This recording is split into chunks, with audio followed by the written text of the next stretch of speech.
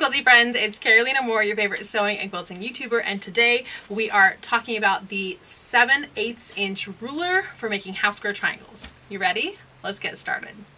The 7/8 inch ruler is one of my favorite rulers that is so ridiculous but so useful if you need it. If you do a lot of half square triangles, this ruler is the bomb diggity, my friends. It is so good. However, if you don't do a lot of half square triangles, you will find no reason for this ruler. I've done a video on this before and I've talked about this before, but it's one of my favorites, which is why we're talking about it here in our monthly series where every month we explore a different way to make half square triangles. To make this interesting for those of you who have already seen this video, I'm adding this tool as well. It's still in the package because I haven't used it yet. It is called the Quick Quarter Quilter's Rule. I do know how it works. I've used a similar tool in the past, so we're going to add this and this to make this month's half square triangles. So there's two different sizes that we need to cut. The first is 4 7/8 and the second is 2 7/8. We also need to cut our background pieces. So we're going to start by cutting our 4 7/8 inch pieces for our half square triangles. We have our background fabric here, and we need to cut a 4 7/8 inch strip from this, which is going to be tricky because our 4 7/8 inch ruler is not big enough for this piece of fabric. Wah wah, right? Okay, so easy enough. The way that you cut a piece of fabric that is longer than your ruler, you're going to use this trick over and over again. You line up this fold with a line on the mat, and then you bring the fabric up, and you want it to be smaller than the size of your ruler, and you line this up with a line on your mat. And I know that there are people who are screaming at me, but you can't use the lines on your mat. You have to use the lines on your ruler. I mean, yes and no, but for cutting, use the lines on your ruler generally is the better, the more accepted way. However, we do believe that these two lines are parallel, exactly parallel to one another. So we're not using them to measure the height of our fabric, we're just using them as parallel lines, and you should be safe there. And it's okay that this fabric here went over and above, as long as my fabric is still smaller than the height of my ruler, which it is, but just barely. Okay, so I'm actually going to bring this a little to the side, and I'm going to square off one end. And this just means that this whole end will be straight.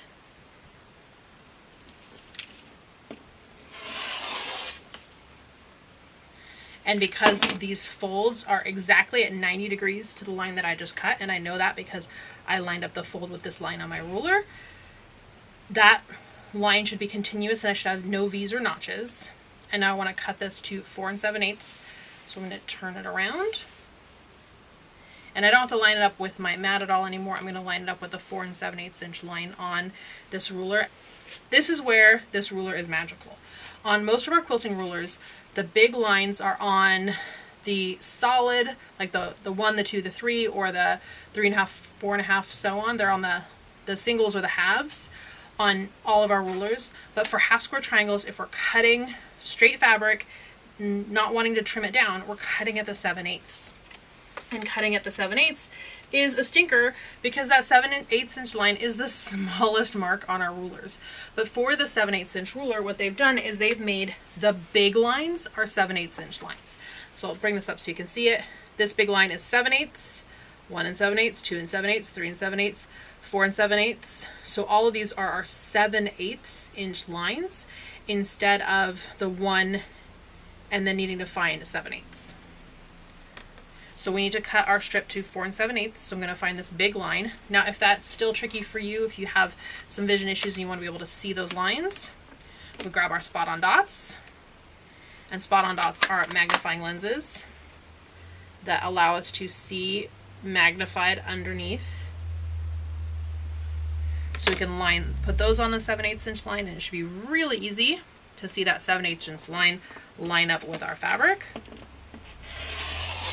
Trim off the excess, and now we have a beautiful 4 7/8 inch strip of fabric.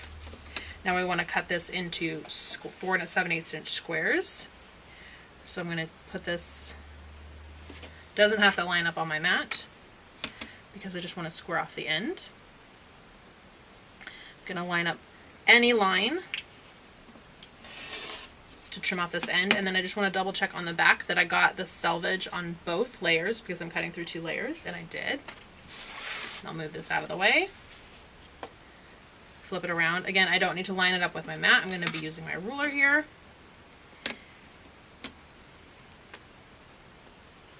And I'm going to line up that top line with any line, but this edge with that 4 7/8. And now I know that that'll be exactly 4 7/8 inch wide. I need 2 of these. Oh, I only need 2 of them. So I cut my 2 and I'm good to go. Now I went ahead and cut my background pieces from this fabric. This is why I like having my pattern instructions written in order from biggest to smallest. I cut my biggest piece and then my next biggest piece, and now I need to cut those 2 7/8 inch pieces. So I'm going to grab my fabric here, can move my spot on dots to the 2 7/8 inch line. Make sure that it's lined up with the fold. And if you need to square up that edge again, you can. And now we're going to cut these 2 7/8 inch squares. Super accurate, super easy to see between the spot on dots and those nice big bold lines. Very easy to cut my little squares. So that was using the 7/8 inch ruler with the spot on dots to be able to cut out our background pieces. I also need to cut out our focus fabric pieces. I'm going to use that same technique of using the 7/8 inch ruler to cut this, and then we're going to piece together our block. All right, we've cut out all our pieces, and now it's time to mark our half square triangles to be able to make them. And we're going to use this quick quarter ruler. This one is an 8 inch, so it'll do squares up to 8 inch. These types of rulers come in all different kinds of sizes. An 8 inch is a great size to start with, and then you want a pen that has a nice point on it, or a mechanical pencil, something that'll be able to get down into this groove. And if you look, this one, the groove is slanted, so it's going to accept a pen or a marker or a pencil much nicer than some of the other ones out there. So this one is great, and we're going to use this to mark. And we're going to mark 3 different types of lines. So I'm going to line up in this center, in this slot down the middle, the points of my fabric, and now I can draw on one side, which is my stitching line, on the other side, which is my other stitching line,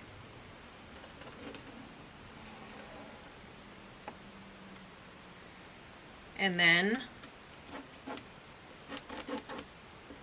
the dash line, which is my cutting line down the middle. So I'm using my super fine point, but hopefully you can see 3 different lines. Sewing line, cutting line, sewing line, and they're all marked just like that. So we'll go ahead and do it again on our other large piece here, and then we'll do this on the 2 smaller pieces as well. We have our pieces marked, and now we're ready to put things right sides together. Because I'm using solid fabric, either side could be the right side. So I'm just putting these with the mark line up. Now we're going to sew on the sewing lines and cut on the cutting lines.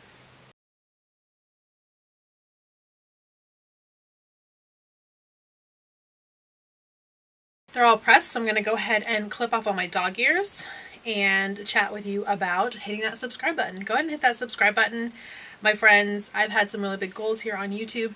There are not a lot of quilty YouTubers, and the way we get more quilters to start YouTube channels is by supporting the quilters who are here. So give me a subscribe, and make sure you go ahead and subscribe to any other quilty YouTubers that you watch. It means the world to us. There are lots of YouTubers on here who have millions of subscribers, and let's be real, we're probably not going to get millions of subscribers as quilters, and that's okay. But every single subscriber just means that much more to us. So go ahead and hit that subscribe button. Press the thumbs up button to let people know that you like this video. It also helps with the algorithm and showing this video to more people.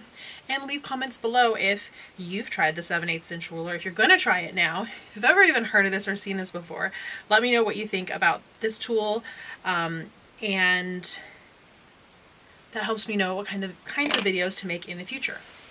Okay, so I have my dog ears cut off, and we're going to lay out this block. I'm going to sew it fairly quickly because I did a full sew through of this block yesterday. You can go ahead and check out yesterday's video if you want a more in-depth sew through of how this block comes together. But I don't want you to have to go to yesterday's video to see this block come together, so let's go ahead and sew it together real quick.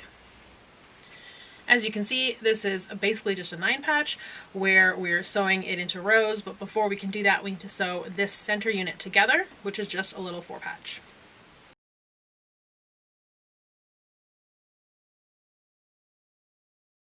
Now it's as easy as sewing our rows together, and then once we have the rows sewn together, we're going to press towards the background. Then we can sew the rows to one another, and we can press the seams out. So we'll go ahead and do that real quick.